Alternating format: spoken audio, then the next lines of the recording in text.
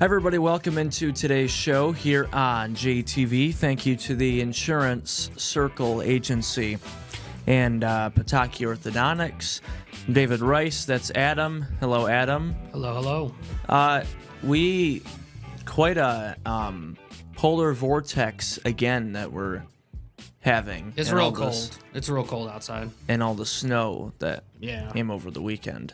I was worried a bunch of snow was going to come down while we were at Spring Arbor Saturday, and thankfully it didn't happen. So, but regardless, not very many days left to make up any games, if any more get canceled.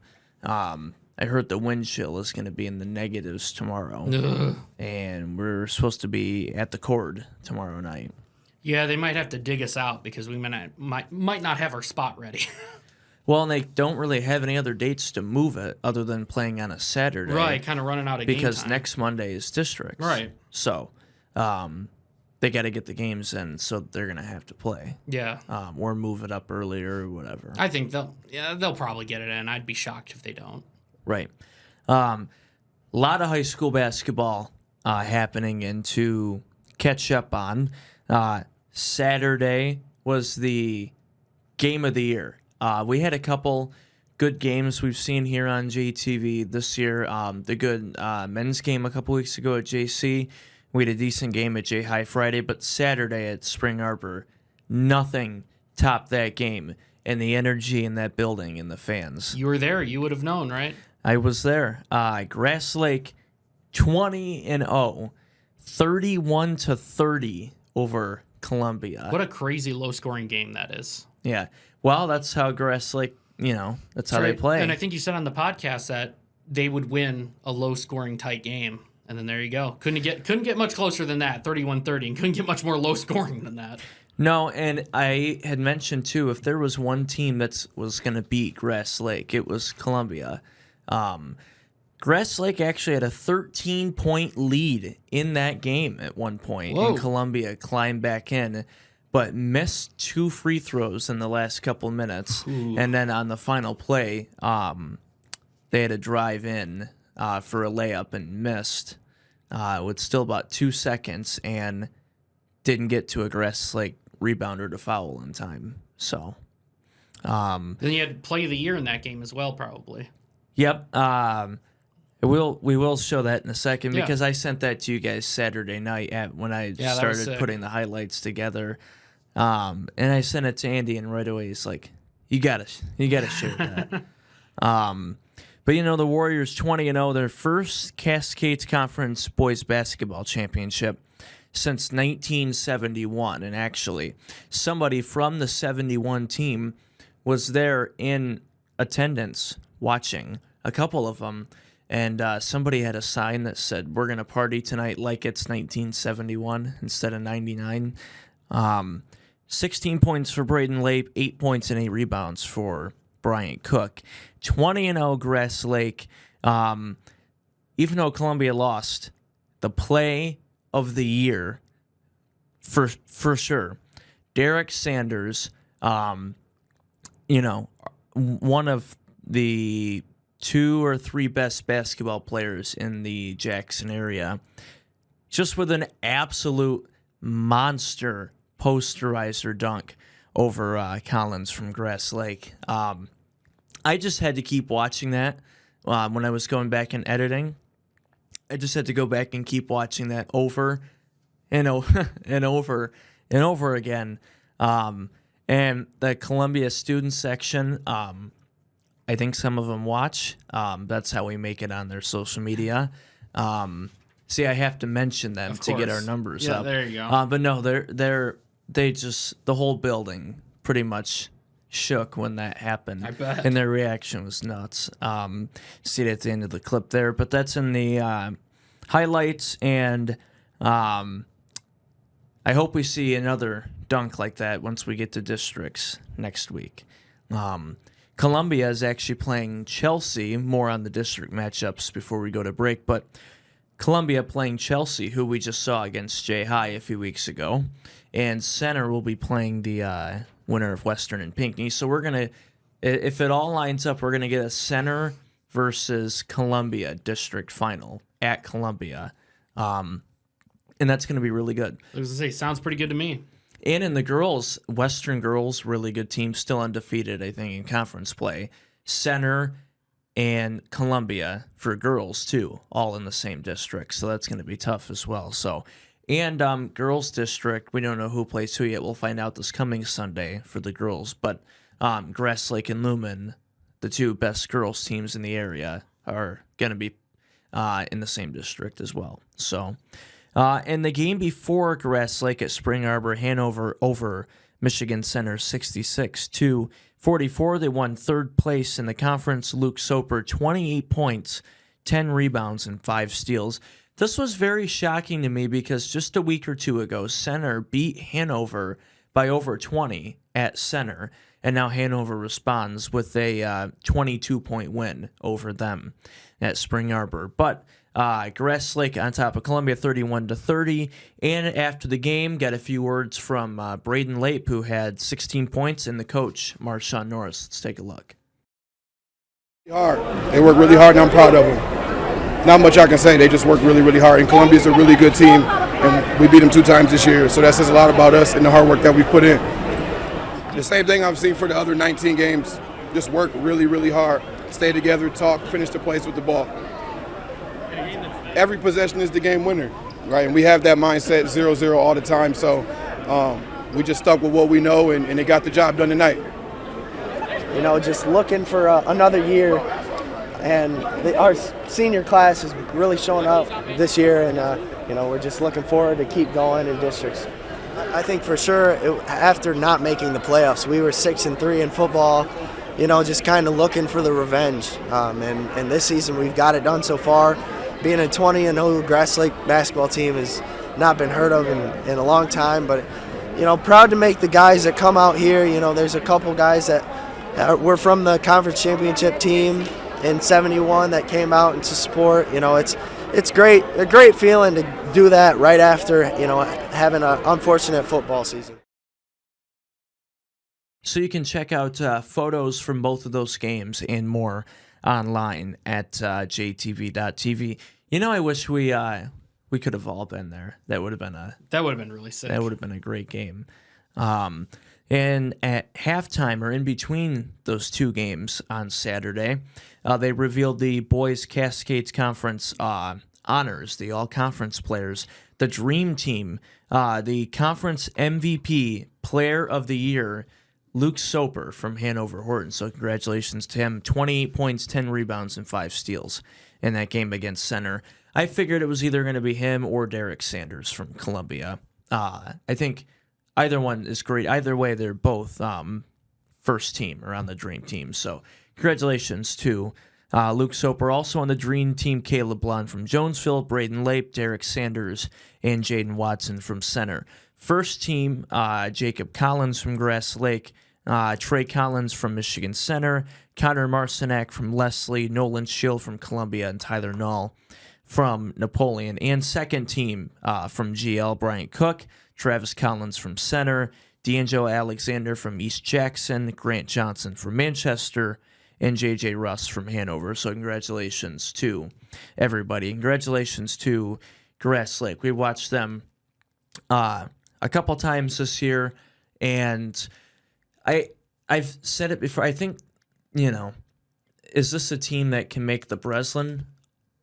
Unfortunately, I don't think so, because there is going to come a game where they're going to play a really good team from Lansing or Ann Arbor in the regionals, and a team that's just going to score more than 30 points. You know what I mean? Grass Lake's not going to win at all and score 31, 32 points. We just have too many good basketball players here who can score 30 to 35 alone. So, right. And that's a really good Columbia team we've watched a couple times in the past week or two as well. And they actually beat Columbia earlier this year, too. So this was a rematch for the conference championship, and it was a 1-point game. And the students and everybody storming the court after the game, and it was cool to be there. A lot of players from other teams were there as well. And as soon as that dunk happened, some Lumen players that were sitting behind us, it's just concerned on who they're going to have to play. And that was, they let him play too. It was a physical game. Nice. There were a few missed calls that were pretty obvious. You know, you're letting them play, but there's a line, and they let him play like it was football. Wow. That's a fun game then. My kind of game. Yeah. I think even that game was better than any NBA All-Star game we've seen in like the last 10 years. Yeah. So we'll have more on that later. But girls basketball from Friday, Hanover, big Cascades West win over Columbia 52-39. And Grass Lake in the East officially clinched the East Division. At one point, Leslie was ranked, and Grass Lake both top 5 in the state. And now they're not, and Grass Lake beat Leslie in their gym 69-27 on Friday. So a huge win for the Warriors, and they have officially made it Grass Lake versus Columbia for the girls, too, this coming Saturday, the 22nd, for the girls' Cascades Championship at Spring Arbor. And at halftime, they'll give out the all-conference for the girls in the conference and the player of the year. Yesterday, Sunday, back to boys basketball. Districts matchups were announced before. We already knew what schools and what teams were playing in what district, but we didn't know who exactly was playing who. And now, finally, the brackets are seeded by record.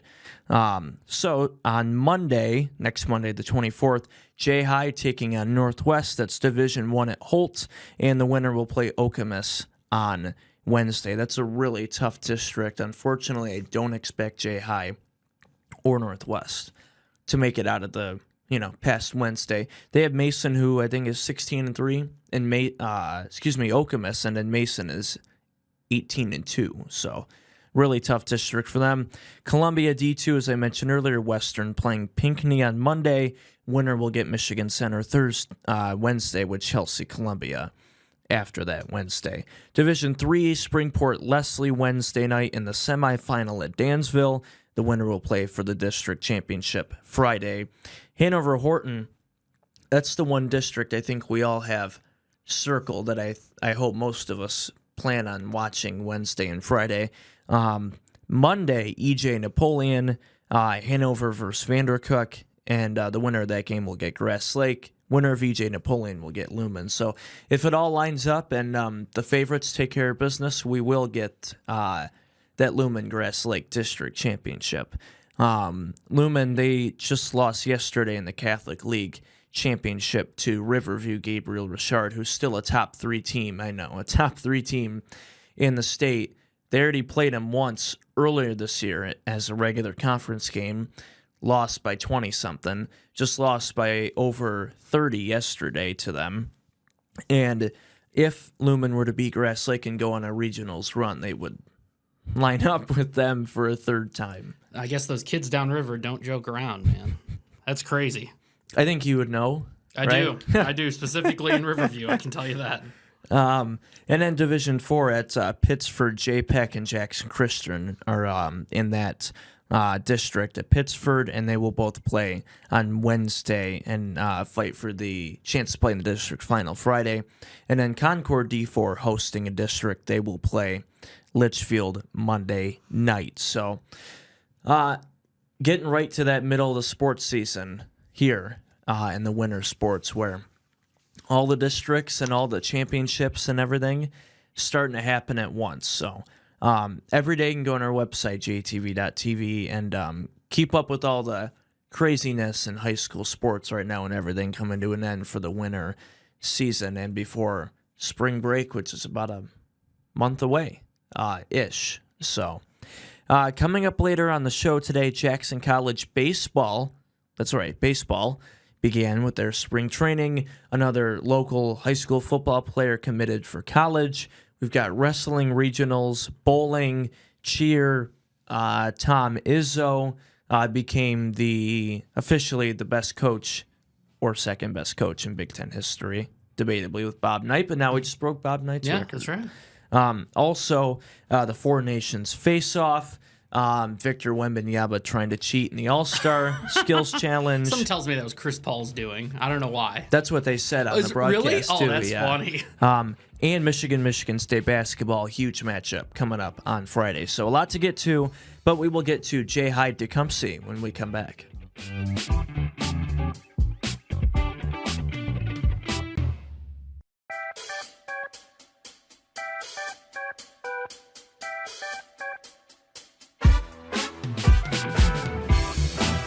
Welcome back here on JTV. I'm David Rice. Thank you to the Insurance Circle Agency, and thank you to Pataki Orthodontics. A great smile is always in style. Hey, have your smile your way at Grass Lake, Hillsdale, or Coldwater, and follow them on Facebook. Friday, we had about 1.5 games at J High on Friday. You might ask 1.5. Well, the first time J High played Tecumseh at Tecumseh, the power went out there in the middle of the game, so they couldn't finish. So they had to finish that game first before we got to Friday night's game at J High. And J High beat Tecumseh both games, much needed for Jackson. And that's a really tough conference with Adrian being number 8 in the state for Division II. Obviously, they won the SEC White. But despite Tecumseh being 4 or 5 games, better than Jackson overall record, J High finished with a better conference record. So J High, even though they are 11-10, they are second in the conference, and Tecumseh is still 15-6, I believe. So Tecumseh, we talked with the coach before the game. A really tough district. They've got 18-2 Adrian Madison, Tecumseh, Adrian, and Onstead, who's number 8 in the state, and Adrian, number 9. So really tough for them and really tough for J High. But nonetheless, it was a good game, though, Friday at J High. Yeah, that was a good game. And like you said, we got like 1.25 games out of the deal, so not bad. J High is also one of those teams. Now they score still more points than Grass Lake, but they're also one of those teams that don't score a ton of points. And we mentioned it several times on the broadcast, and I don't know if you noticed this or anybody else did, but they really struggle a lot in their half-court offense. A lot of their points come from steals, fast breaks, transition points, or off offensive rebounds on nights where they control the boards. They really struggle to find something and score when they actually set up a play in the half-court. There was I can't remember when it was, but there was a point in that game where I think Jackson had the ball for like 2.5 minutes and was just passing it around. And I think everybody, I know me and Brandon were screaming, like, do something with it. Because it was just like, they just kept passing around. Then finally the called timeout came out. And then they still passed it around for like another 30 seconds. They called a timeout. Yeah. They came out and they still passed it around. Still couldn't do. That's what Grass Lake did, starting with like 2 minutes left for at least 30 to 45 seconds of that final 2 minutes. See, and it's like at least that is like strategy, so that like makes sense. This I think happened in the second quarter or third but not quarter. having a shot clock they used to their advantage, Right. which is still by the rules. Not that J High wasn't, but right. No, I would do the same thing depending on the situation. Because if you're Columbia, you're only down 1 and you have timeouts, you're not going to foul, right, with more than 45 seconds left if you're still down by 1. You're not going to foul, and Grass Lake knows they're not going to foul. So that's why, they played the stalling game for a few seconds, and I don't blame them. I think we would do the same thing. I would, at least. Yeah, oh yeah. So, but anyways, J High Tecumseh. You can check out photos from J High basketball this season online, jtv.tv. And if you missed our live broadcast Friday, here are a few highlights. Thank you to Minuteman Sewer and Drain. As we get set for Tecumseh and Jackson underway on JTV, with the Vikings having it first in the white home uniforms. Nice pass inside and quick points for the Vikings. There's Ramirez for 2. Takeaway. There's Moore with the steal. Can't finish. Drummond on the rebound. That one won't go. Gets his own board. kicks back out for three. That one's good. Almarion Moore makes it 5-0. And look at that athletic. Tecumseh had to get it across half. They do. Great pass. And the first points for the Indians. Blew it by him. Michael Long for the end of the game. One of those plastic hearts from Meyer. Oh, yes. There's a shot there. We're tied at 8. So 5:30 left. Back to Drummond. Pump fake. Pull up. Shot's good. Much needed. 10 points now for them. Now halfway through our second quarter. Drive by Moore. Shot no. And a great offensive rebound. And a put back by the freshman Davis.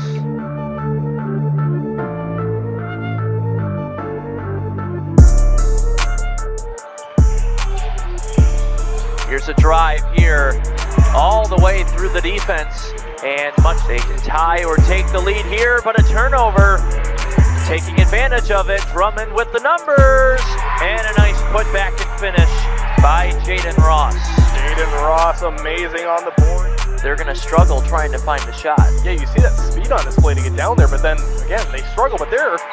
Yeah, nice jumper, Jaden Ross. You mentioned him, 4-point lead. Tecumseh's got to find something quick. That's a deep three, and that one is good. Michael Longenbaugh nails the triple. Back to Drummond, pump fake, pull up, shot's good. There's Berkeley Drummond. Now we see the score. Pierce, he's going to pull up, he's going to fire. That one's good. Trey Pierce. Clemens got it. Driving baseline, Longenbaugh just hit one down here. Back-to-back threes for him, and we're tied. Ooh, wow, and Longenbaugh that one himself, but he was double-teamed, highly contested. Pierce wide open, hits the three, and the Vikings with the lead.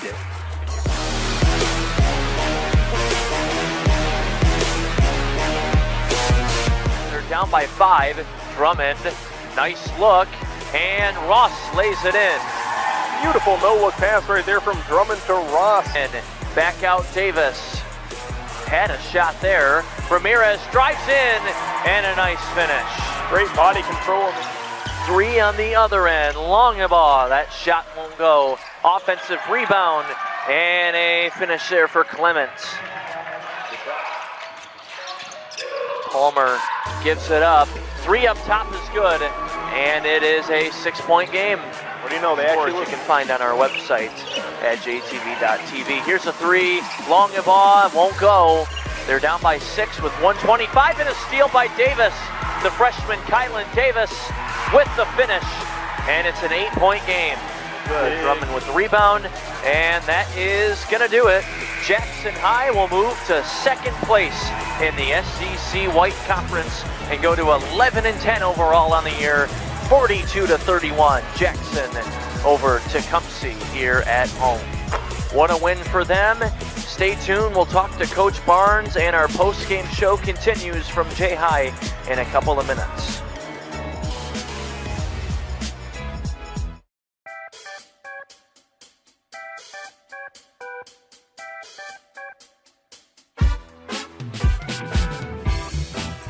Welcome back here on JTV. Thanks to our crew on Friday at J-High. Thank you to Minuteman Sewer and Drain. A lot of other local sports news to get to that we haven't even mentioned yet. I don't think we've had this much local sports headlines to fill our whole show in a while. It's a lot. Well, think about not much going on in pros with it being the All-Star game and stuff like that. So right. Baseball. Yes, baseball. So you might not feel it out there, but we are getting close. No, it definitely does not.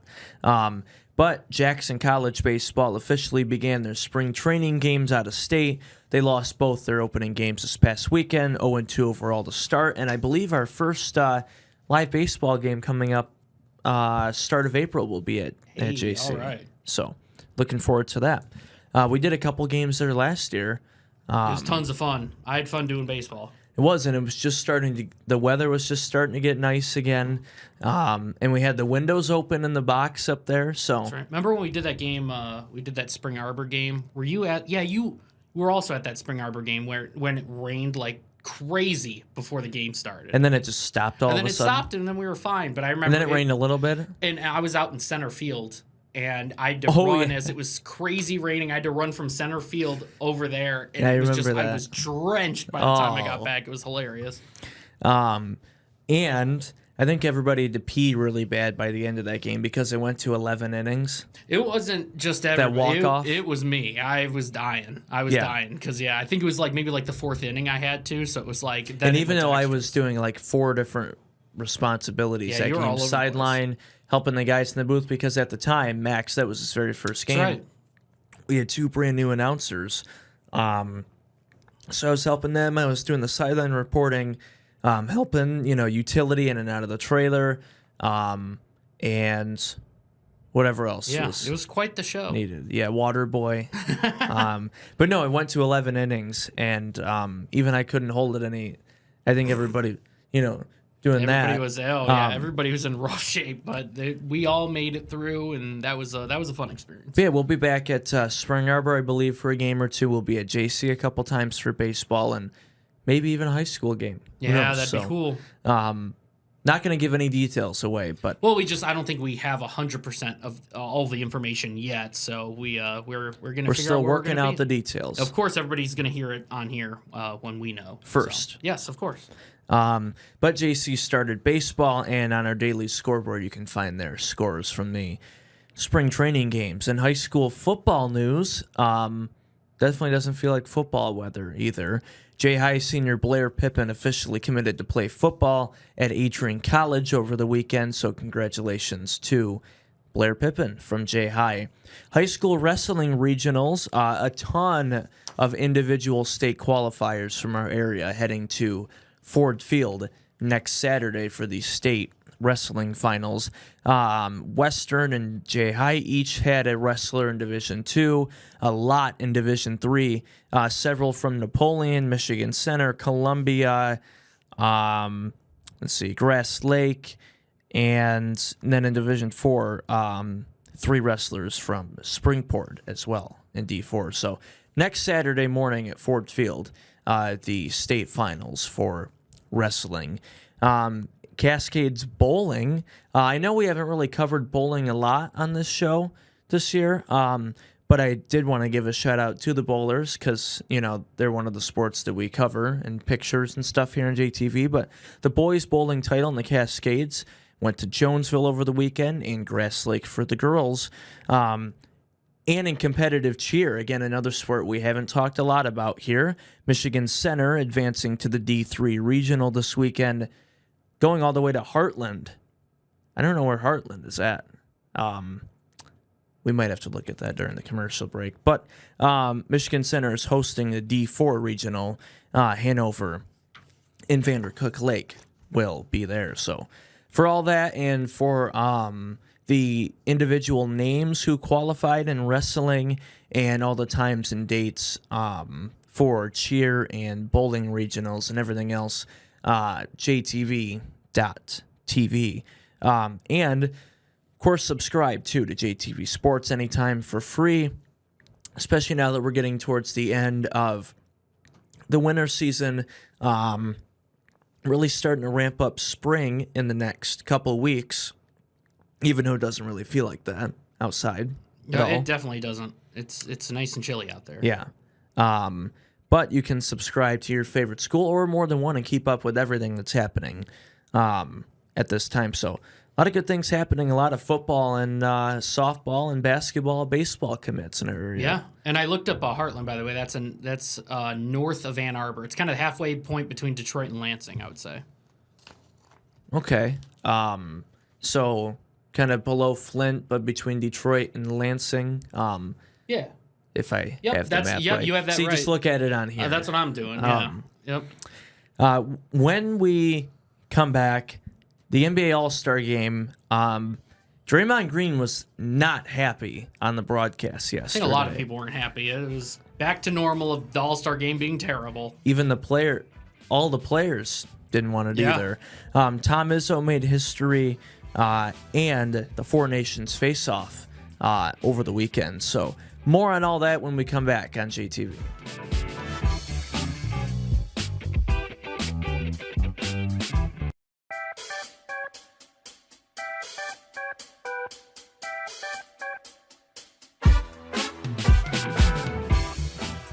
Welcome back here on JTV. Thank you to the Insurance Circle Agency and Pataki Orthodontics. We were talking about this during the break. Does anybody even watch the NBA All-Star Game anymore? Just because of how bad it is now? I used to back in the day. Like, that was one of my favorite events was the All-Star Game, and then it's just not anymore. Not anymore. Well, on YouTube and sometimes on NBA TV, they show old All-Star games, which is cool to see the difference then, like late 90s, early 2000s, when they wore their own team's jerseys. I thought that was cool. I thought that was a cool look. And then now. Yeah. So, but first, All-Star Saturday night, Mac McClung, 3 dunk contests in a row. He tried to pull off the Blake Griffin and jump over the Kia. Oh, he did? Did he? He didn't. It wasn't a clean landing on the jump. But he still got there? He still made it. Okay. His whole left foot hit the front of the Kia, and that's why he fell awkwardly going down. Okay. It wasn't really that great, the dunk contest. I think as more years go by, and that's probably just, based on our age, but I know less and less players now playing in these all-star games and the skills challenge and the dunk contest. I think that's an NBA problem, though.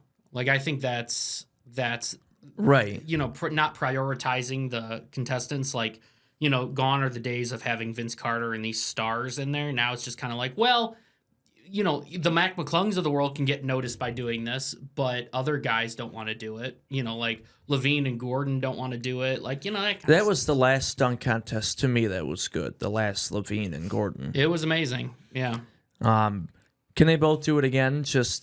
That'd be cool if it was just those two. Like, if they worked something out where it's like, all right, we're just going to do a competition between you two to do it one more time, that'd be cool. And I think Gordon might actually accept something like that, but I don't think he wants to. I remember him not wanting to be in it after how the last one ended, because he definitely should have won that last one. Right. I think either of them could have both won both times. Oh, they were both good, but I think in the first one, at least, Gordon's dunk with the mascot on the board thing turning around, like, that was one of the craziest dunks I've ever seen. And then he got like did something like that, not with a mascot, but he did have somebody on. I forget what it's called. I can't call those things hoverboards because they're not. I will never call one of those a hoverboard because people call it that, but it's not. A random tangent. It's not a hoverboard. It doesn't hover. That's true. Yeah. So why is it called that? We'll call it a board. Thank you. Yeah. But no, somebody was on a board and spinning, not a mascot, That's cool. but just a person. Should have got a mascot to do it. That would have been cool. So much fun. And because he plays for the Sixers. I was going to say, I thought he played for the Magic. So he was wearing a blue jersey, but that would have been cool to have the Magic mascot do that again. Yeah.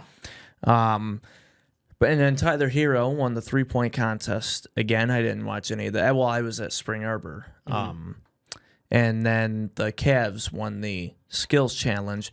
Speaking of the skills challenge, I saw this when I got home from Spring Arbor, and I'd never seen anybody actually pull the plug on this and try to do it. It was cool. Until then.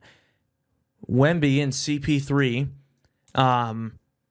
got disqualified from the skills challenge instead of actually trying to make the passes into the net, into the shots, or whatever they had to do.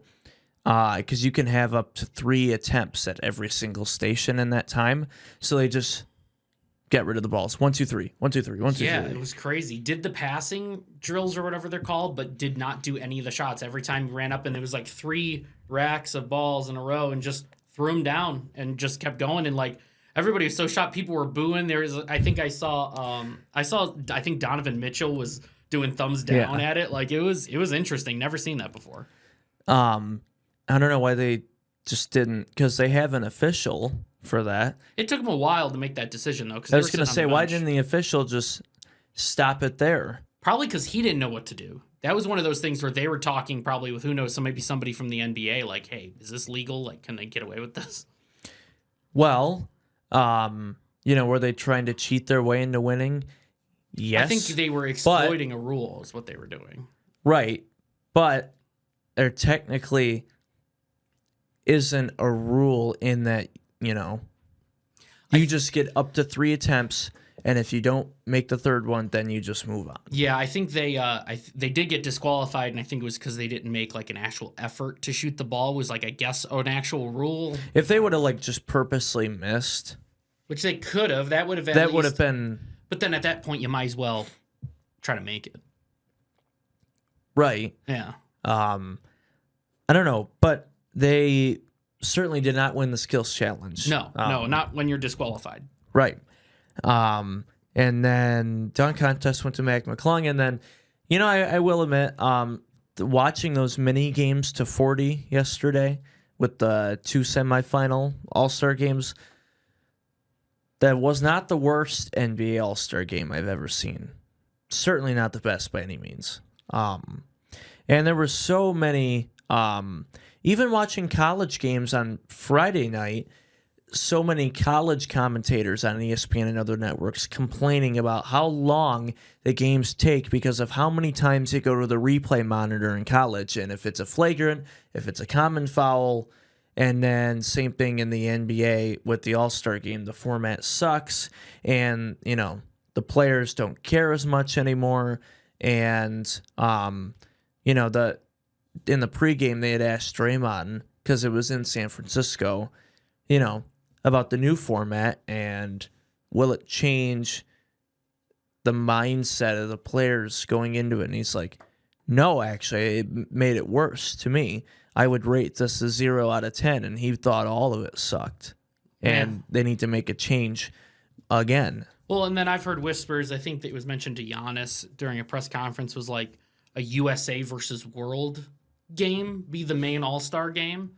Maybe guys would play a little bit harder when you're playing for your country, representing your country. Like, it's an idea. I think we need to get closer to what it's like, the intensity that we have at the Olympics, but in the All-Star game. Like, we need some sort of equivalent because it's just not even close. Because it always hasn't been like this. Yeah. Yeah. You know what I mean? Like, but the whole mindset of resting guys and all that has changed as well, so. The San Antonio Spurs are the ones who started that, like early 2010s, the late 2000s, with Popovich resting guys. Because I watched a video on this. It was a while ago. Then they kept winning. Oh, and so it worked out. It worked out. But I think that part of it definitely has changed. But that's how it started, was mostly from him, not all of the Spurs, but mostly Popovich resting players, even though they hadn't even clinched playoffs or anything like that, or the number 1 seed. It was a night where, a little bit of knee soreness was bothering somebody, and they weren't playing a very good team, so they're going to rest all their starters. And that's kind of led to what we have now. Yeah. So, where players, even if they don't have the contract they want, I'm not going to play. Yeah, remember Harden and Durant and all that stuff? Yep. It's crazy. I'd like to see USA versus World. It'd be because interesting. World, Giannis, Jokic, Luka, SGA. Yep. I'm just trying to think. I know Wemby. Yeah. There might be another one I'm just not thinking of. Oh, there's probably a couple more I missed out there. And then, for the US, LeBron, Curry, KD, Harden, Damian Lillard, Kyrie, Tatum, Brown. Who do you think's the best center in the league that isn't Jokic? If he actually tried to put in effort to play as many games as he could, I would say Embiid, but he has flat out said he's not playing all the games. He's, I saw this stat that he has played in the same amount of games that he has missed. Yep. It was something like 400 games, and it was the same for missed, which is nuts. Yeah, I guess Embiid. But not Embiid. Like, if you don't count Embiid, who would it be? Because, Cat is up there, but it's just like he wouldn't be one of the first ones I'd he's pick. technically a power forward, I think. Oh, really? I thought they had him at center. Anthony Davis is a power forward. Yeah. Yeah, that's his natural position, but Lakers were playing him at center for a while because of LeBron. They'd put him at power forward at times. That's mostly. true, and I would go with Anthony Davis then. Okay, yeah, it's a weird thing, dude, because I remember back in the day, it was like centers was like if you had a good center, good big, I'll say, you were a dominant team. Like think of Dallas with Dirk and Duncan and all these guys. Like it was, Dirk, it was Duncan, important. Shaq. Yeah, it was important to have a big, and then now it's like you see a lot of these teams. It's guard play now. It's guard. I know he forwards. really wasn't technically a big man, but Pistons had Wallace too in the 2000s. Gosh, yeah, dude, yeah. Big Ben, Blake Griffin, Andre Drummond.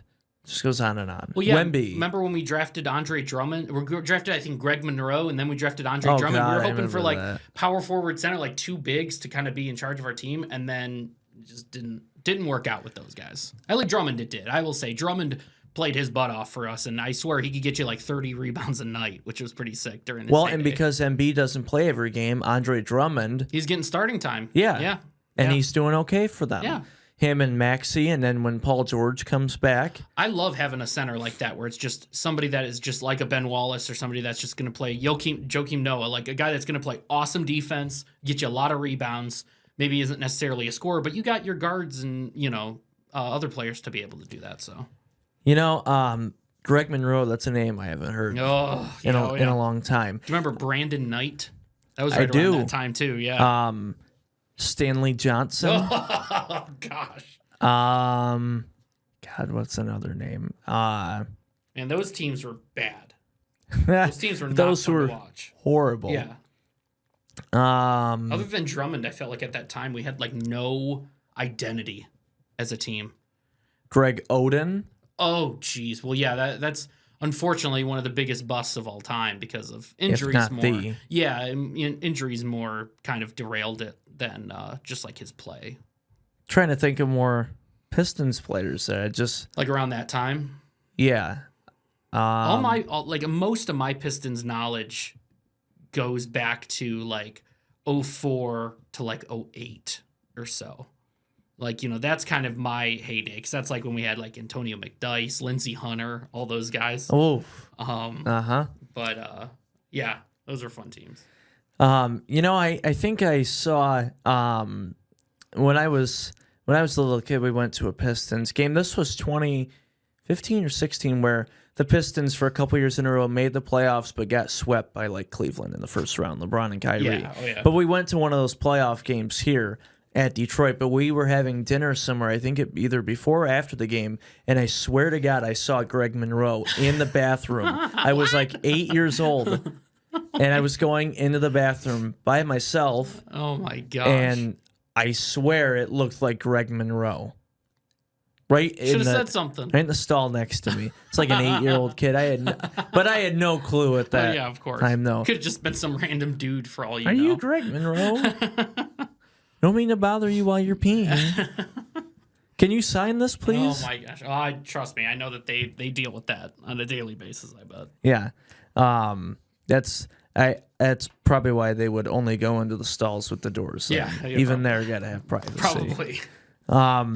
College basketball, Tom Izzo officially became the Big Ten all-time winningest coach, passing the legendary Bob Knight with 354 over the weekend. New college rankings just came out. Michigan number 12, and they will play at Chrysler in their first of two meetings this year with the Spartans this Friday night on Fox at 8 o'clock. And Michigan State Tuesday night, tomorrow, taking on Purdue, who just lost by 2 to Michigan. Michigan was number 20 before the new rankings today, up to 12. Number 20, Michigan, barely beating unranked Ohio State, who's a bubble tournament team in Columbus, 86-83. I watched most of that game. That was a really good game. Michigan State is going to be just exactly how you want the rivalry to be. Yep, going to be a fun one. At Chrysler, and I think either next week or early the week after, it's at the Breslin. Ooh. So that's in Breslin and Chrysler with those student sections and how good those teams are. It's going to be loud. I think it's going to be even more heated than football because I feel like the past couple of years, if you're Michigan State, you're getting killed by Michigan. You know what I mean? Yeah. So now you actually have a chance to beat them. And Michigan feels like they can win this one as well. So it's gonna be a fun game.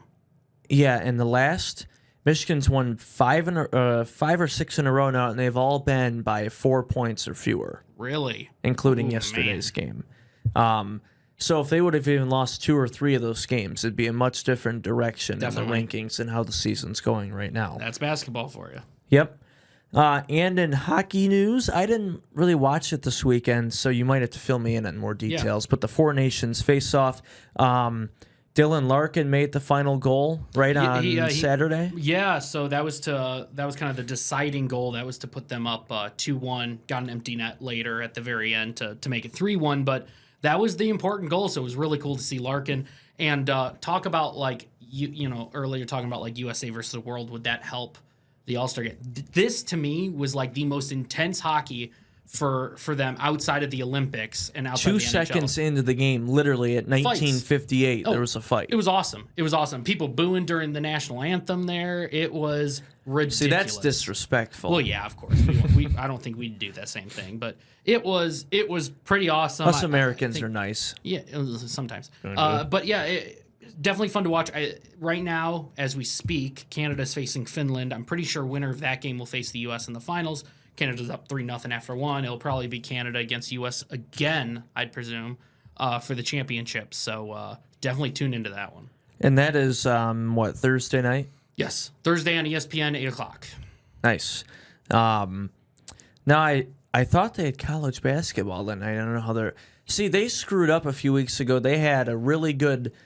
It wasn't supposed to be a good game. It was an unranked team, and I don't remember who the ranked team was, but they were like top 20, and they were tied. It was really close with a few minutes left, and then Luka's Laker debut came on at 10:30. They're like, we got to go to this. Yeah, so they just cut off the really good that college sucks. game for a blowout of a Lakers game, and they moved the college game to ESPN News. Not even 2. Not everybody has ESPN or News. 3 or Ocho or You. They moved it to News. ESPN News. I remember that channel. I can't even believe that channel still exists. So I remember it back in the day. They really day. only, I think, run Sports Center repeats on it when it's not live, and First Take and Pat McAfee. Right after the show's done, they replay it. But otherwise, besides just reruns of everything else on the main channel, I think they just use that channel as a secondary one for live games if they need to move something. To me, that seems like the type of channel that would be on in airports. Would be like ESPN News or CNN. That'd be like in every airport in the country, I feel like. Yeah, and all the other fake news channels. Put those... Oh, I'm sorry. What are you doing? Put those in the airport, what too. What are you doing? You mentioned CNN. I did, but yeah, I didn't mention that part. I do have random baseball news just to add to this. Okay. Random thing, Tigers to spring training. They just showed a couple players arriving in Lakeland for that, so that's fun to know that that's around the corner. So they start games, I'm assuming next week?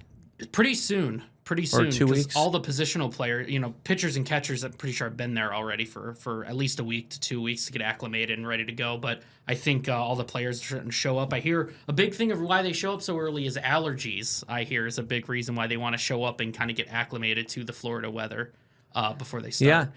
And then other thing would be Mike Trout is going to be going to right field now instead of center field. Okay. The notable thing, obviously, he's one of the greatest players I've ever seen, and injuries kind of derailed it. But people are comparing him to Mickey Mantle, and it's weird to see his body kind of starting to take a turn from being a 5-tool best player in the league to like injuries are starting to catch up to him. They're moving him to a less. Then he got position. paid, and then the injuries. Yeah. It was just not as bad on that on that Anthony Rendon contract. That's the worst contract I've ever seen based on how he's played, and he's at that year that he was MVP, he was one of the best players I've seen in an MVP season. So it's sad to see that happen to him, but it's happening to Trout now as well.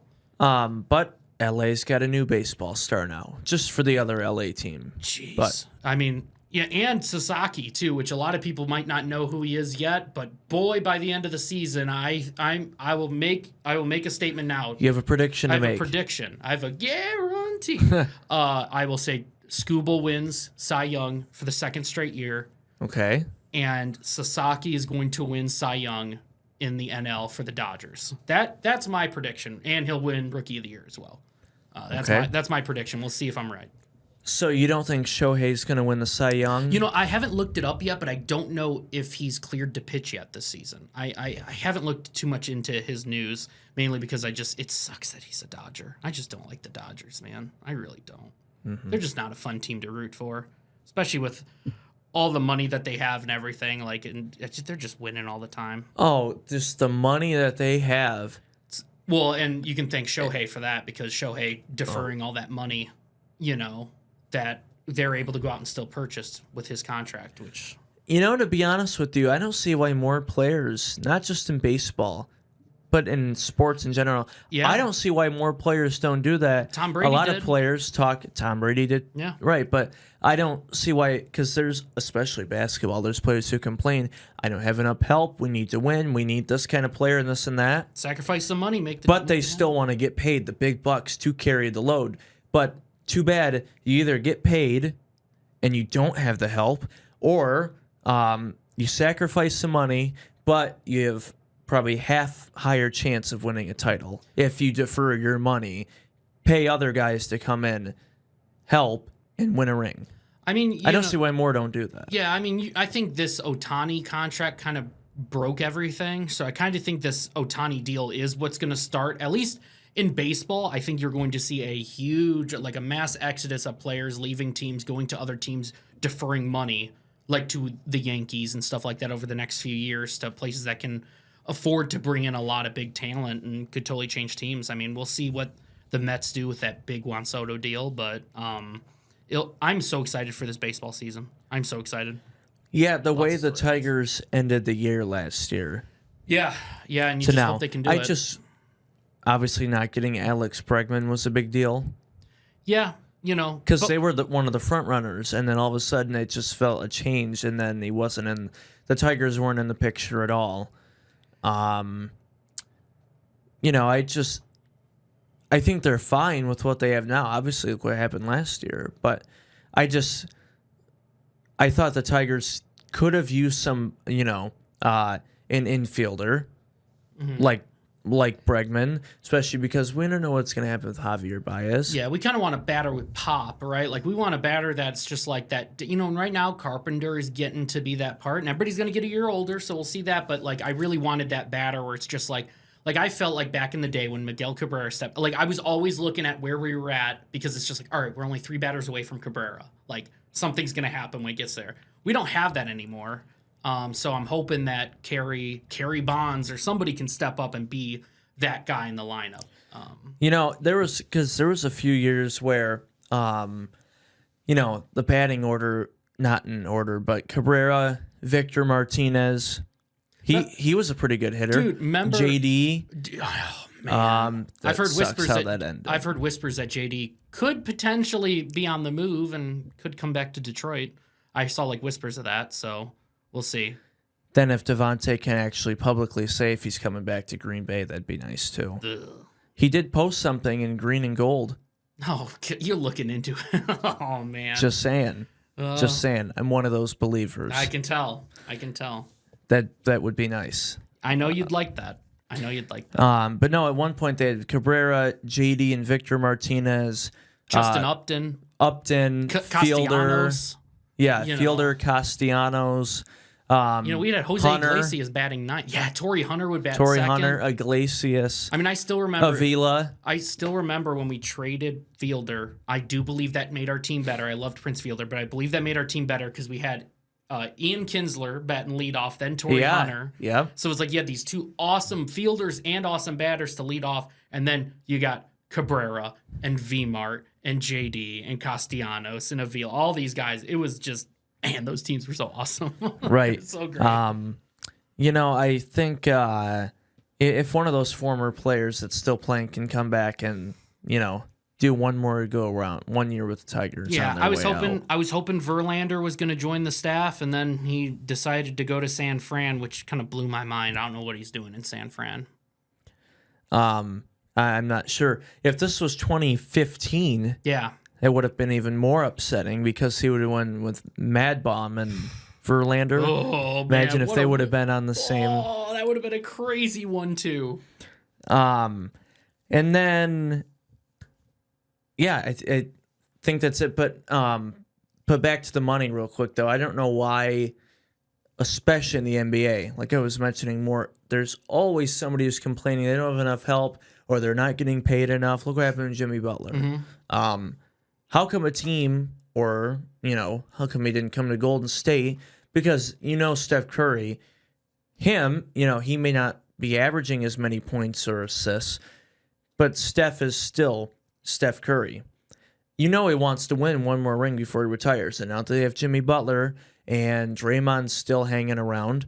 I don't see why they don't, Steph Curry's at that age too, where his contract, his next one, will be down in amount. And same thing with Draymond and Jimmy Butler after this 4 or 5 years is done. I don't see why more guys like that, especially older guys who want to win a ring one more time, don't do the same thing. I'd be curious how many, we might just not see how many deferments really do happen. I know Mahomes deferred some money, but I remember back in the day. He did? Yeah, I'm pretty sure going into this season, he had to defer money because they were just like, hey, we kind of want to bring some people in. So can you do this? So it wasn't a Bobby massive Vanilla? amount of money. Yeah, I don't know who.